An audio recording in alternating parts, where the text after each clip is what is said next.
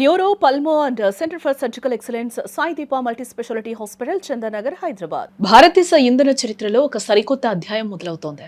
రేపు పొద్దున్న మీరు పెట్రోల్ బంకుకు వెళ్తే అక్కడ పోయించే ఇంధనం కేవలం క్రూడ్ ఆయిల్ మాత్రమే కాదు, అందులో మన దేశీ రైతుల చెమట కష్టం కూడా కలిసి ఉంటుంది. పర్యావరణాన్ని కాపాడాలన్నా, విదేశీ మారక ద్రవ్యాన్ని ఆదా చేయాలన్నా ఇంధన రంగంలో మార్పు తప్పనిసరి అని భావించిన కేంద్ర ప్రభుత్వం ఏప్రిల్ 1, 2026 నుంచి దేశవ్యాప్తంగా విప్లవాత్మక మార్పులకు శ్రీకారం చుట్టింది.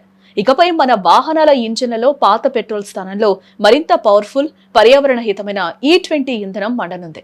ఈ మార్పు వల్ల సామాన్యుడి జేబుకు చిల్లు పడుతుందా, లేక ఇంజన్ ఆయుష్ పెరుగుతుందా అనే చర్చ ఇప్పుడు సర్వత్రా ఆసక్తికరంగా మారిందని చెప్పుకోవచ్చు. అసలు ఈ E20 పెట్రోల్ అంటే ఏంటో ప్రతి ఒక్కరూ ఫస్ట్ తెలుసుకోవాలి. సాధారణ పెట్రోల్లో 20% ఇథనాల్ కలపడాన్ని E20 అంటారు. ఈ ఇథనాల్ ను మన రైతులు పండించే చెరకు, మొక్కజొన్న వంటి వ్యవసాయ ఉత్పత్తుల నుండి తయారు చేస్తారు. దీనివల్ల కాలుష్యం తగ్గడమే కాకుండా విదేశాల నుండి మనం కొనుగోలు చేసే చమురు దిగుమతులు భారీగా తగ్గుతాయి. ఇప్పటికే ఈ ప్రయోగం వల్ల భారత్ ఏకంగా 1,40,000 కోట్ల విదేశీ ధనాన్ని ఆదా చేసిందంటే దీని ప్రాముఖ్యత మనం అర్థం చేసుకోవచ్చు ఇక్కడ. అయితే కేవలం ఇథనాల్ కలపడమే కాదు, ఇంధన నాణ్యతను సూచించే రీసెర్చ్ ఆక్టేన్ నంబర్ RON కనీసం 95 ఉండాలని ప్రభుత్వం కఠిన నిబంధన విధించింది.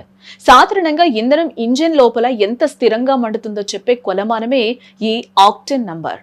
తక్కువ ఆక్టేన్ ఉంటే ఇంజిన్ లోపల సరిగ్గా మండక టిక్ టిక్ అనే నాకింగ్ శబ్దం వస్తుంటుంది. దీనివల్ల ఇంజిన్ పవర్ తగ్గిపోయి త్వరగా దెబ్బతింటుంది.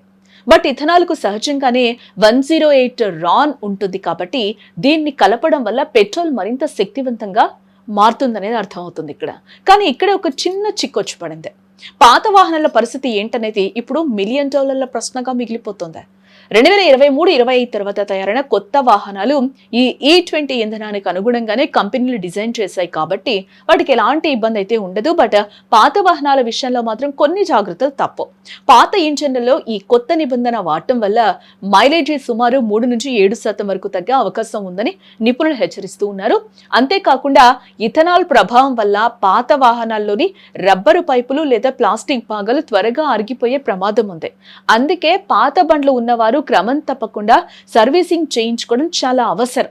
మైలేజీ స్వల్పంగా తగ్గిన ఇంజిన్ పనితీరు మెరుగుపడుతుందని, పర్యావరణానికి మేలు జరుగుతుందని ప్రభుత్వం చెప్తూ ఉంది. 2030 నాటికి చేరుకోవాల్సిన ఈ లక్ష్యాన్ని ప్రభుత్వం 5 ఏళ్ల ముందే పూర్తి చేయాలని కంకణం కట్టుకుంది.